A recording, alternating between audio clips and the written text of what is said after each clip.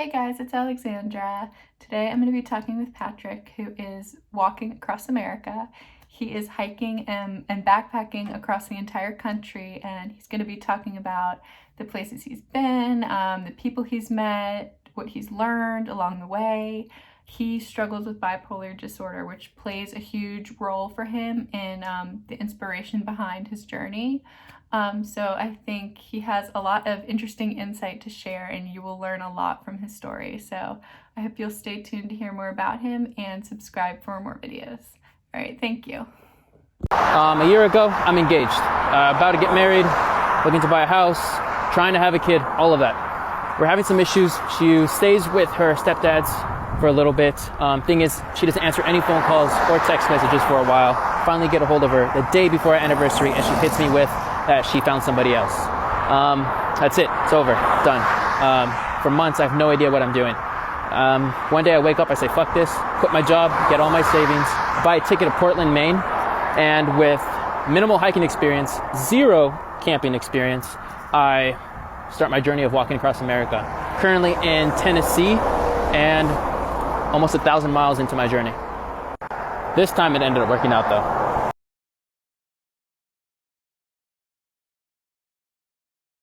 Tell me about, Uh-huh. what brought you to be hiking and doing what you're doing now, kind of like what unfolded and inspired this for you. Um, you know, that's like probably the most frequent question I get, and you'd think that I'd get better at answering that, but I get worse and worse answering that. Really, it's just like a bunch of like maybe a million things. I think ultimately it was just a culmination of a lot of things. Actually, fun fact, I've always wanted to walk across America since I was 15 years old. Yeah, so almost 10 years now it's in the making. Um, so many times um, you wake up one day and you're like, you know what? I'm going to change my life. I'm going to do something really out of the blue. We all have that. Everybody does. Yeah. And I never do. I always get really excited for it. I do some planning, and then I'll just shut off, and then I'll just never do it. It happens to the best of us. Um, I don't know.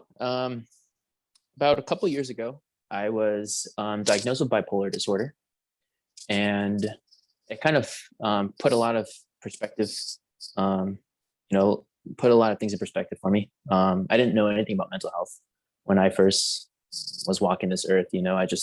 For me, mental health was sad, happy.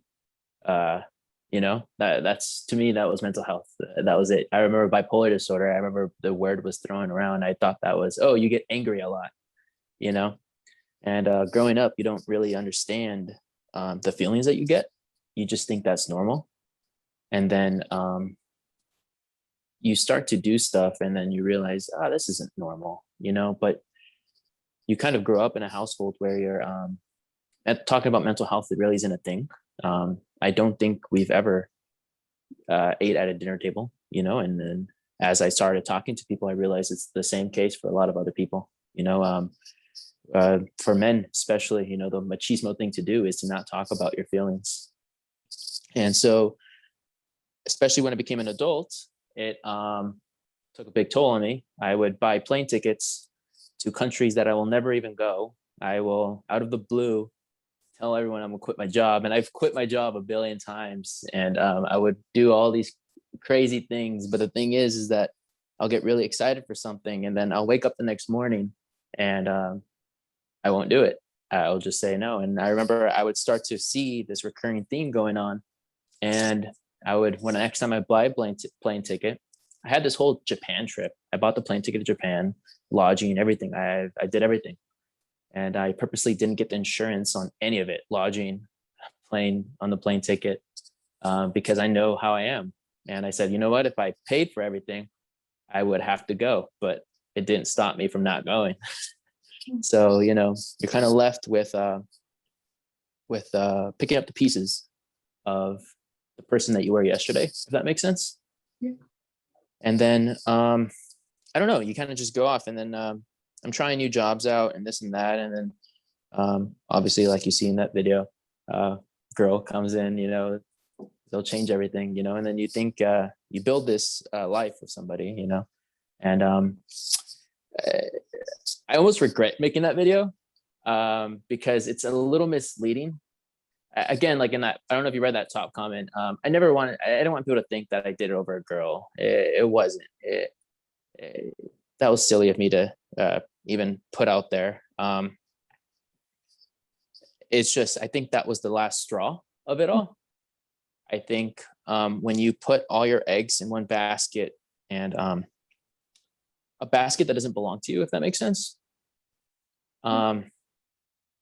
you work really hard on gathering a lot of eggs, and you're putting it in somebody else's basket, but you've never built your own basket. So when that basket leaves with all your eggs, you are left with not only no eggs, but a basket to put more eggs in. I don't know if that makes sense. I don't know why I did that analogy. So I was left with nothing. And again, one of the reasons why I felt bad of making that video. For so long, I painted her the villain in this. She did what she did, but I mean, at this point, I hope nothing but the best for her. She's not the villain of this story, I still, yeah, like I said, it's not because of her, But I guess I don't know. I just woke up, and again, I woke up and I said, you know what? I'm going to quit my job, and I'm going to walk across America for the 10th time. And and then I remember thinking, yeah, we've said that before, like a billion times, And so that's really where the mania was. And I know there's a big confusion. So of where the mania came from. The mania was the initial thought was, you know what, I did wake up and I did, I'm going to walk across America, but I'm not going to lie to you. The next morning, I gave up on that idea. I said, I'm not going to do it. And then, I don't know. At one point, it was really hard to get motivated to do anything. Yeah. Like I said, you put all your eggs in one basket, and it's gone. So I mean, like, what do you do now? I remember it hurt to wake up. It hurt to take a shower. It hurt to brush my hair to go to work. It just, I just couldn't. I don't know, and then I said, you know what, let's rewind for a little bit. And what if, and I remember telling myself, what if we did walk across America? Just what if? And I don't know, I just started thinking. And at the time, I had finally saved some money for myself because, I mean, I had nothing. I literally didn't do anything. I was so destroyed. I'm sorry. I didn't spend any money. I didn't go out of the house anymore. I didn't do anything. And finally, I was able to save some money. And I said, you know what? What if we did just do it? And, for the longest time, I had given up. And I said, you know what, Patrick? That's fine. I'm on the same page. I don't like this either. Let's give up, man. Let's just give up. That's it. It's over. But I remember telling myself, but what if we just tried for one thing? Just one thing. Like, if we fail at this, then we don't lose anything because we're back to where we were at nothing. So, I mean, like, when I told myself that, what is it that I actually lose by trying this, by actually giving it a shot for the first time? And I says, you know what, we might be onto something here. We might be onto something. So I said, you know what, I'm going to give myself 6 months. I'll give myself 6 months. That's all I need. 6 months. So I got myself a second job, and I put every single ounce I could into just saving up some money so that I can fund this. And I said, I'm going to walk across America. And I said, for the first time, and I told nobody, not a single soul knew, because I remember I would tell everybody that I would walk across America just for me not to walk across America. And I'd give them a billion reasons why I'm not walking across America. So I told not a single soul that I was walking across America. My little brother that I was living with didn't even know until maybe 2 weeks before I left.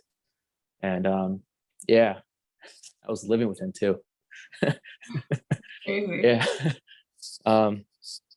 And I said, you know what? And then I said, why are we walking across America?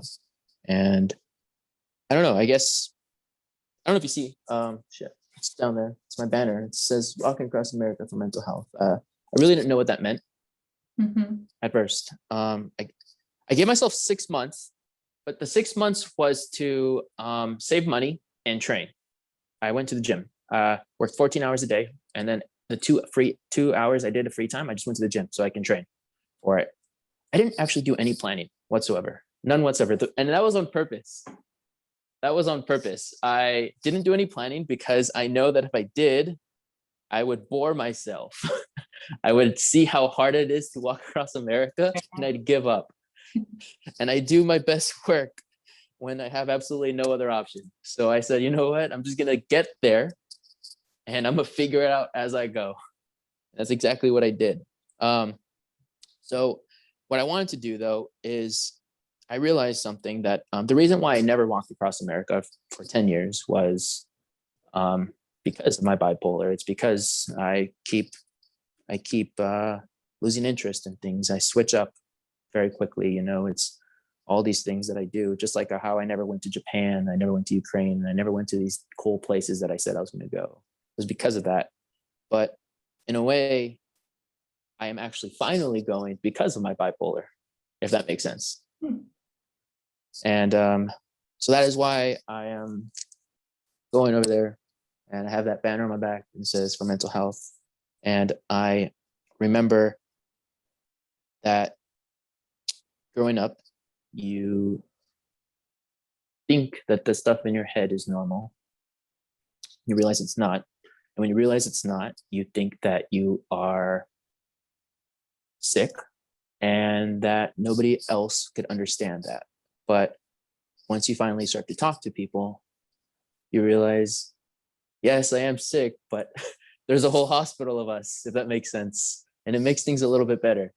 And it was kind of a beacon, that banner, for more than anything. I wanted to keep it simple. I didn't want to, again, I I'd give myself time to start a fundraiser or anything whatsoever. I didn't do anything. I just wanted to keep it simple. And I wanted to just see if there's some person that drives down the road, sees that banner, and they think, you know what? I'm going to stop. I don't know why, but I'm just going to stop. And I didn't know if anybody would actually stop at all. And to my surprise, I have hundreds of people stopping every day to talk to me about their mental health. And it's the most humbling experience I've ever had in my life. So yeah, that's kind of the short, long story. Thank you. Wow. That's so powerful. Thank you for sharing. I think Of course. Yeah, to be able to have that self-discovery is definitely, I can see now that you talk about it, how it's so much more than just I had to break up and then I did this thing to yes, get over I know. it. It was see, the problem with TikTok, they only give you 1 minute. Yeah, right. Of course. They only give you 1 minute. And I remember when I filmed it, I don't know what was going. I saw that video and then I just I don't know why I even said that.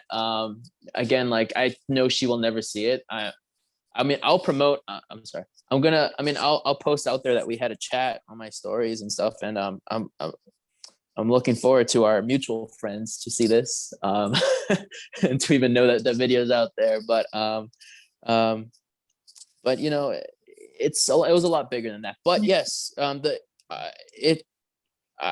even thanked her before. We were best friends and then worst enemies, best friends. You know how it is. You know how breakups are. I remember the last thing I ever said to her before we blocked each other on every platform was, I thanked her for everything. I thanked her for giving me the gift of knowing what it's like to have everything and to also know what it's like to lose everything. And to me, and that wasn't really like a jab. It generally was a true thankful. And I owe everything to her in a way. I know I'm the one walking and I know everyone tells me you're the one doing it. It's you, this and that, but I owe absolutely everything to her and I hope nothing but the best for her. So, I mean, that's why I feel bad for posting that, but no, I think it's also, it's intriguing too. I Mhm. always catch interesting stories on there and I want to know more about it. So Mhm. I think hopefully it seemed to me like there was a lot more to the story. I was obviously in that short amount of Yeah, time, it of sparked course, interest of, of course. Yeah, I wonder like what's that's so crazy. But there's got, with such a big life decision, I figured there had exactly. to be some Yeah. layers behind it. And So I'm terrible at following up with anything. Like I'll start something, I'll post a video on something, and then I'm just like, I'll lose, and that's just me. Like I lose interest so quickly, and I'm just like, I'll move on to something so quickly, and I'm like, I'm terrible at following up with a lot of things. So that is also my fault. I need to get better at that. But yeah. no, I think it's so interesting. And where are you, like, how far have you gone in your journey so since you started? Yes. So I started in Portland, Maine, Mhm. and I actually just posted a video on that. Fun fact about that. Again, just how crazy I can be sometimes. I actually chose that last minute, like literally the week before I left. Um, I chose Portland, Maine. The reason being is I've never had lobster in my life, and I thought maybe I'd try some lobster. Fun fact: it turns out I don't like lobster. But you know, but you know what? At least nobody can tell me that I haven't tried real lobster because I got it right from the source. So I started in Maine. I walked through 10 states. I'm currently on my 11th state. 11th state. I am currently in Tennessee, almost in the middle of Tennessee. Yeah. So actually, I have 60 more miles to go, and I'll be hitting my 1,000th mile. Wow, Yeah. congratulations. That is awesome. Thank you. So Thank you so much.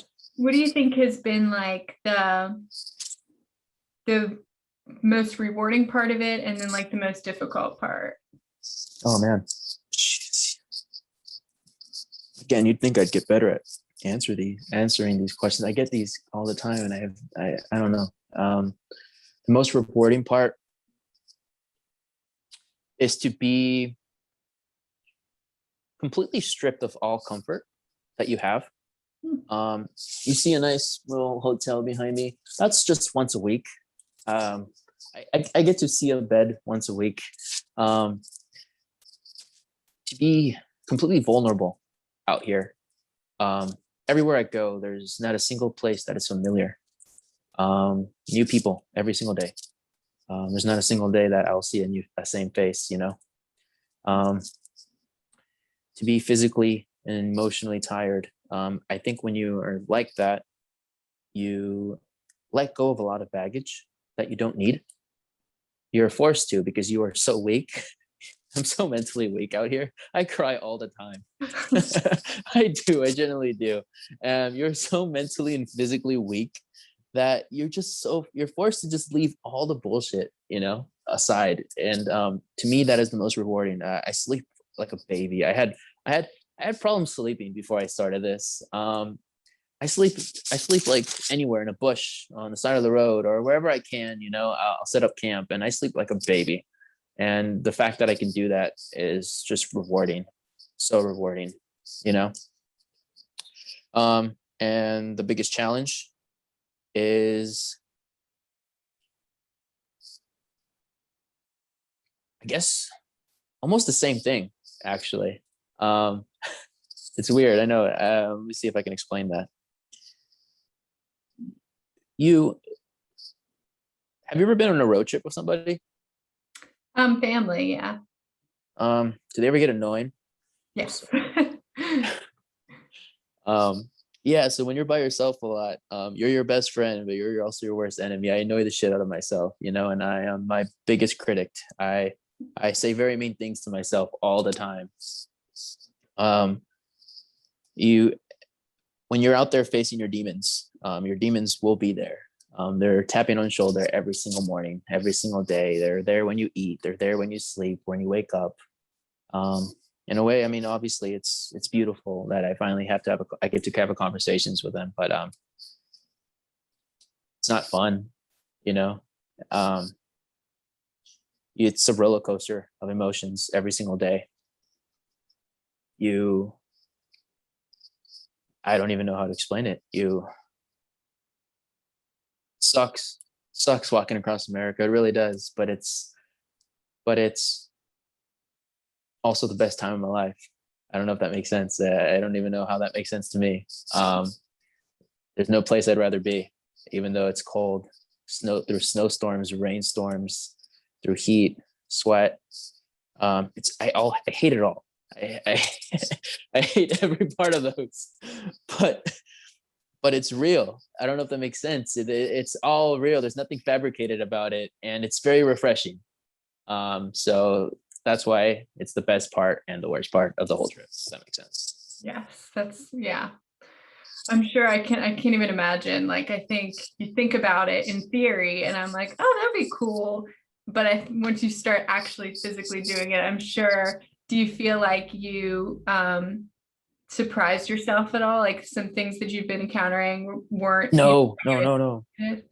no. Surprised by other people, surprised by interactions that I would have. I didn't think that I would have. I am not surprised at all of that it was gonna suck. Um, I I say this, and I generally mean this, and I will tell you the truth. Um, the biggest thing that people tell me is, "I hope you find what you're looking for." You know, um, I found it the second I stepped foot on that plane. I didn't find it on the beach. I didn't find it yesterday. I didn't find it on mile 100. I didn't find it at almost mile 1,000. I already found it the second I stepped on the plane, because for the first time I actually stepped foot on that plane, when and other times I couldn't even get that far, if that makes sense. Yeah. Hmm. Um, it's I don't know. I was never scared either. For the first time, I found peace when I was on that plane. I slept like a baby on the plane. I didn't even think about it. The weeks coming, when I finally told my roommates that I was leaving, you wouldn't even think that I was walking across America. You wouldn't even think that I'm going to do something life changing, because I didn't even think about it. I remember I was going, like, hanging out with them and this and that. It wasn't until the last day that it hit everybody, because I was so nonchalant about it that you wouldn't even know that I was walking across America, because for the first time I knew that I was going to do it. There was no doubt, and that was so peaceful for me. Is for the first time I was going to stick with something, and every day that I wake up, I know what it's going to be like. I know that it's going to suck, but I know I'm going to love it at the end of the day. And I know the most rewarding thing is when I'm putting out my tent, putting out my sleeping bag, and I'm going to sleep like a baby. I know what it's going to be like physically and emotionally, if that makes sense. Yeah. So So what did people say when you broke the news to them? I put an Instagram post on me in the beach with my banner, and that's how everybody in my family knew. My mom didn't know. Yes, my brothers didn't. Oh, only one brother. I'm so sorry. I don't know how to turn off those you can't see those, right? No, I There's can't. Okay, No, I'm no, I sorry. can't see. Okay, Yeah, okay. that All right, happens go to ahead. me sometimes too. I Yeah, can't see it on my end. I thought I was keep doing this because I thought that it was in your way. I'm so sorry. No, you're good. You're good. But yeah, my family and friends didn't know. I mean, unless the people that live with me, unless the people that actually would notice if I was missing, you know what I mean? Like the people that I live with, those are the only people that knew I was leaving. Was them. And I specifically didn't do that because, like I said, everyone has heard it a million times, and I'm embarrassed every single time I don't do these cool things. So I told myself I wasn't going to tell anybody until I actually did it. And the reactions were like very what you would imagine if your family and friends found out that you're on a beach in Maine. First of all, I've never been east in my life. I've never seen the Atlantic Ocean in my life, and everyone knows that. And it's exactly what you'd think that people would say. Some people would be like, "Holy shit, that's amazing." Some other people say, "Please come home, you're gonna die." Oh no, I'm so sorry. That's all right. Someone's calling me. Let me take that away. Okay. Oh my gosh, I'm so sorry. It's okay. Okay. Yeah, I can see. But yeah, even my close friends and families, they know how I am. They know that I'm bipolar, and they know that this is probably that. But they don't understand that that was something that I was working towards for 6 months. So, and a lot of people got better with it. A lot of people have accepted it a lot more. But yeah, to be honest with you, it was overwhelmingly positive for the most part. Um, I won't lie, the biggest thing that I got was you're gonna die. You're gonna die. It's what are you doing? That is the biggest thing that I did get. But with love, if my little brother was out there on the beach, with no experience, I would want him to come home. I won't lie to you. I would want him to come home. So I understand. But yeah. So, what do you think is the favorite place that you've been so far? I say every state that I go to, I say it's my favorite. It's new. I'm from the city. I'm from California. I live in Las Vegas. I most different place that I've been was Denver. That I lived in. Um, Everything is new to me. I see deer. When I see deer, man, like I'm like, holy shit, that's a fucking deer. And every single time, like you don't think like you think by now that I would be like less enthusiastic by seeing like a deer, but no, I try to talk to them, make friends with them every single time. Maine was beautiful. It's literally, I tell people it looks like Halloween Town. I don't know if you ever seen that old Disney Yeah. Channel. It looks like Halloween Town. I don't know if you've ever been to Maine. Um, you should go. It's really beautiful. But East Coast has been very small. They're very small states, so I walk past them quite fast. New Hampshire was beautiful. Oh man, beautiful, beautiful. Massachusetts, same thing. Delaware, I walked in like 6 hours. So I mean, I assume it was really nice. I've been to New York. New York was crazy. I remember I'm a big movie buff, so I remember like, holy shit, this looks like Spider-Man. This looks like all these movies that I'm like, and it was crazy, mind blowing. Was New Jersey is very memorable for me. I remember I spent Thanksgiving with a random family, and that was amazing. Um, Pennsylvania, Connecticut. Connecticut has the best pizza, by the way. I don't know. This trip has been which state has the best pizza. I've tried pizza. I have pizza right next to me. That's my go-to. And Connecticut has the best pizza, and that's the most thing I remember from Connecticut is their amazing pizza. And Virginia was really, oh man, farmlands and all this big open fields was beautiful. Again, I'm a big movie buff, so to see this stuff was crazy. It was the roughest. Virginia has been very kind to me people wise.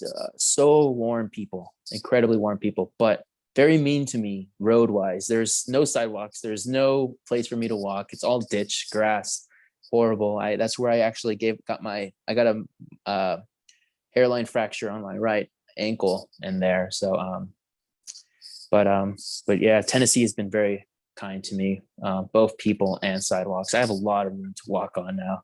So Tennessee's been beautiful. I think Tennessee right now is my favorite, but I am giving it recent bias.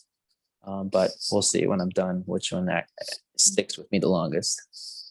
So, what are kind of some of you mentioned staying with that family. What are some of your, most memorable interactions with new people that you've met? Oh man, this is the one. I changed my answer. I actually now that I changed my answer. That is the most rewarding part of all of this. Actually, the people. I don't even know why I didn't even say that. That right there. That's what keeps me up. That's what keeps me walking. Is the people. I had such a small group of friends before I left. On my own part. Small. I'm not very close to a lot of family, and I have so many people that I can call lifelong friends now that I met on the side of the road. There's this guy I remember in New York. His name is Dylan. This is the reason why I do what I do. Dylan is somebody who doesn't really put himself out there very much. And Dylan, if you see this, he doesn't really put himself out there very much. But for some reason, he told me he didn't know why, but he had to stop. He just pulled over, and he stopped to talk to me, and we were talking for like maybe an hour and a half on the side of the road, and we were just literally, and it got to the point where we weren't even talking about the walk anymore. We were talking about sports and stuff like that, you know. And after me and Dylan were done talking, he hit me up and he said, "Hey man, I still want to know where you are. I told my family about you. They want to bring you a hot meal and this and that, and they want to talk to you." And they met up with me like in the middle of the night, you know, wherever I was. And they brought me a whole lunch pail of chili, amazing chili soup, and a canister of water. And they talked to me. They let me talk to me about my story, and they would tell me about their stories. And till this day, me and Dylan talk every single day about sports and whatever and whatnot, you know. Um, the most memorable ones are the people that really didn't. I don't know how to put this. It meant a lot for them. I don't know how to say it. It really meant a lot for them. There's a lot. I don't want to put too many people's business out there, but I won't say any names. But there's this. I remember there's one that really stuck with me. There's this one lady who pulled over. She was like an older lady, like 50 years old, maybe. Huge truck. I'll never forget this lady. Huge truck. She's whipping it, and she just slams in there, and she pulls out. I think she was gonna yell at me, and she says, "Hey, man." She's like, "What are you doing?" And I'm like telling her my story, this and that. She goes, "I'm bipolar too." And I'm like, "Really?" And she goes, "Yeah." I was like, "Then you must understand this and that." And she goes, "Want to know something?" I'm like, "Yeah, my family doesn't know." And I'm like, "My kids are your age and they don't know that I'm bipolar. My husband doesn't know that I'm bipolar." And we're talking, and eventually, you know, it was very emotional for her, you know, to finally talk to someone, to get it out there. You can tell that she has been keeping this secret forever. And it was very emotional for her to finally let it out. And a couple days later, she messages me, and she says, "Hey, I hope you're doing good, this and that. I still think about the conversation we had. I just want you to know that I told my family that I was bipolar." And I'm like, "Really? That's great. That's awesome." You know, what did they say? They laughed. She said that they laughed. And she said that her husband told her that, he goes, "No shit. I knew you're crazy." And she goes, "I have no idea why I ever felt like I needed to keep that a secret, where all I got was support." And right there, I remember right there is when it clicked, is there are so many people out there that really are scared to tell people, you know. And just like myself, it took me forever. It took me, I didn't tell, nobody knew. My mom didn't know I was bipolar. My younger brother was the only person in my whole family that knew I was bipolar, until I literally posted it on my Instagram, and nobody knew. And I was so scared to tell people, because I think when you see help, when you know, go to a doctor or any of this stuff, you feel like you are telling yourself that you are dysfunctional, that you are not okay. And it's very hard for people to do that. It's very hard to put themselves out there like that. Yeah. But if you just realize, people just realize that, I can't speak for everybody, but if you're honest with yourself and with other people, it's really not that bad. It really isn't. And there's gonna be that some and there's going to be people that are just going to tell you to get over it, and people tell you that's all in your head. It will always happen, no matter who you are, where it happens, or wherever you are, work, wherever. It's always going to happen. But if you keep putting yourself out there, you're going to meet somebody who just gets it. All it takes is to meet one person to get it, because that person is going to be that person that you're going to text when, instead of you doing something very self-destructive, you're going to text that person who gets it, who also does something self-destructive, and they're gonna be like, "Hey, we both know that's not gonna be good for you." And you're like, "Hey, you're right." All it takes is one person. That's it. And I get a lot of those people that I met over there, and that's really what it's about, is meeting a lot of people who that can resonate to that. So that's why. Yeah. So when you put your story out there, what are you hoping people connect with? I don't hope anything. No, nothing whatsoever. I don't. I gave myself 2 rules. Rule number 1 is to not take any rides, walk 100%. Rule number 2 is be honest with myself. forever you're lying to yourself about a lot of things. And I just told myself, be honest, man. Don't expect for anything. Don't expect anything in return. Don't expect for anybody to understand you. And that's what I did. When someone asks me what I'm doing, I tell them what I'm doing. I tell them my story. And don't get me wrong, I get people will be like, oh, cool. Just checking up on you. Great, but that way, but there's not, all it takes is to connect with that one person, and I don't expect anything. And once you start losing expectation, that's when the magic starts to happen, is you don't put yourself down all the time, and all the experiences that I had were unexpected, completely unexpected. And those are the best ones that I ever had, so I don't expect anything whatsoever out in the road. I just tell them my story. If they want to tell me theirs, then they tell me theirs. And if they don't, then don't. But I just want them to know that there's somebody out there who is willing to listen to their story if they do want to share that.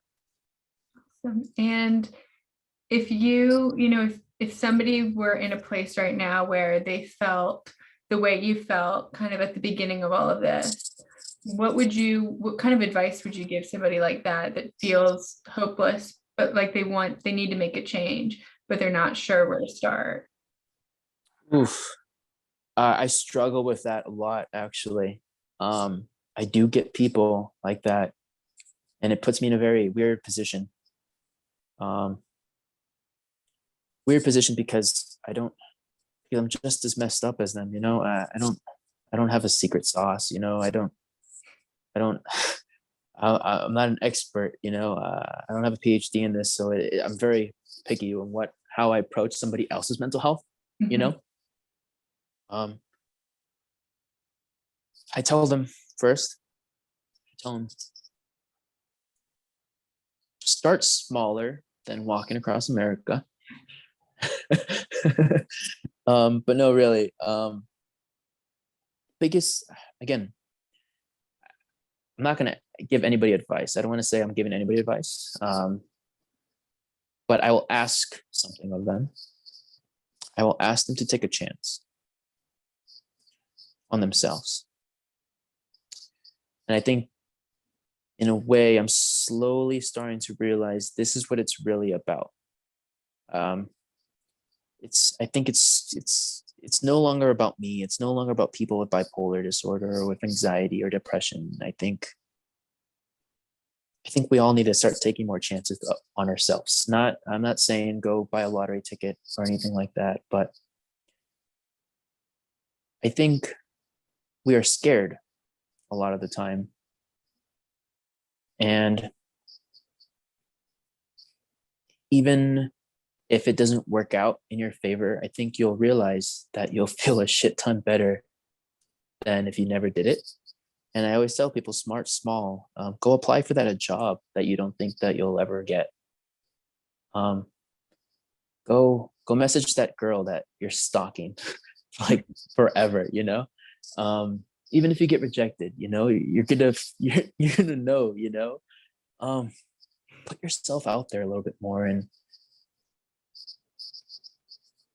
I truly now understand, and I'm living proof of it. When you put yourself out there, even when it's very scary, because I'm scared every single day. I shit you not. I'm not scared of like getting hurt or any of that, but I'm nervous because I'm a very big introvert, and I'm very nervous hitting the road again every morning. Every morning I get that I have to shake off the nerves to hit the nerve, because when someone pulls over, I get a little nervous, But I'm living proof that if you put yourself out there and if you take a chance, there are people out there waiting for you that don't even know that they're waiting for you. And there are adventures waiting for you. And there are life-changing experiences just really just around the corner. And it's going to make you feel a lot better about yourself when you do that, when you start doing that, when you start taking a little bit more chances. And again, I'm not saying go to Japan or go to walk across America. Leave the house. You know, how many of us don't leave the house? How many of us hate going through the drive-through, or hate going through the thing because we don't like human interaction, you know? Just we just go out there, go around the corner, walk around the park, you know, and that's start small. That's it. And that's really the only thing I think I can actually say, is I will just ask them. I'll ask them to do me a favor, and that's to take a chance on themselves. That's it. So where are you looking forward to going next? Louisiana. Louisiana is a very big, important state for me. I will break down crying when I get to Louisiana. When I hit Louisiana, a couple things. It will be technically, I would have technically walked across America once I hit Louisiana. Wow. From north to south, if you're looking at that way, I've technically walked across America. But that's not where my journey ends. It's actually my halfway point. I remember reading a book a couple of years back. It's called Walking to Listen. It's about this guy who walked across America. He was 23 years old. He was the same age when I started. And he wrote about Louisiana. And I don't know what it was, but I just thought about it a lot. And I just thought, I want to experience that, you know? It was actually one of his worst states because it was sweaty and mosquitoes everywhere. And I remember thinking, I want to experience those mosquitoes. I want to experience the sweatiness, you know? And once I get there, I think I actually, since I have like I said, I don't really have experience hiking and like, you know, camping. I mean, I do now, but I really don't give myself props for doing what I did until I hit Louisiana. I think once I hit Louisiana, I'm like, I'm up there with everyone now, you know, like I earned my stripes, you know? Louisiana is a big, a lot of people who walked across America have hit Louisiana at some point. I feel like I've been in their shoes now, you know, once I hit Louisiana. And since it'll be my halfway point, I'm going to actually have some friends fly in and celebrate with me. Oh, nice. Yeah. So it's going to be really fun because after that, it's going to be straight desert. So Oh, yeah. well, So you gotta give yourself props now. Your I dreams know, now. It's like I know, crazy. I know. But also the food, Louisiana. I cannot wait until I have Oh yeah. some nice food in Louisiana. Oh man, the thought of Louisiana just keeps me going, man. I can't wait. Oh, that'll be awesome. Well, thank you Yes, so much for sharing. I think what you're doing is awesome, and thank you. I'm so glad like what you talk about doing things for yourself and not for anybody else. I It seems like you're really are growing yourself. So I think that's awesome. And I am very inspired by your mentality of, you know, taking chances. And even if it's really hard, you know why you're doing things and make it worth it for yourself. And I think that's Yeah, awesome. So thank you, thank you. don't It give means a up. lot. Thank you so much. No, no, I've told myself I already suffered the worst. I have a fractured ankle. I mean, it's better now. Oh, I gave myself a couple weeks to rest. So I mean, I told myself even if I sprain it again, or if I fracture it again, if I only can walk 5 miles a day, then that's what I'm gonna do. But at this point, it's too late to not finish this. So I have to finish this. So however long it takes me. I'll be finishing in California. So we have a long ways to go, but we'll get there for sure. well, I look forward to following your journey. And thank you so much for talking to Thank me. you. Oh, also, for anybody that sees this, I was looking at your YouTube videos, and I do want to say thank you for also giving a lot of people voices. I was watching a couple of them, and I like that you don't do one particular niche. It's a whole, you touch bases in a lot of different communities. And I just want to say thank you for that. That you should really be proud of yourself for that as well. People, I just want people to know you don't have to walk, you don't have to do all these extravagant things to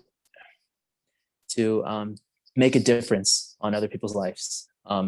the people that pull on the side of the road, they make a difference on lives, you know, in their own hometown. And I just want to say, you make a difference by just doing what you're doing. So I just want to say thank you for that.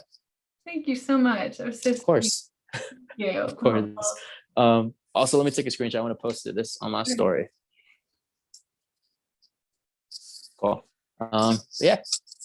Awesome. It was so great to meet you. It was so great to meet you. Thank you so much. Definitely stay in touch. Reach out anytime. Yes, 100%. Same with you. Awesome. Same with you. Thank you All so right. much.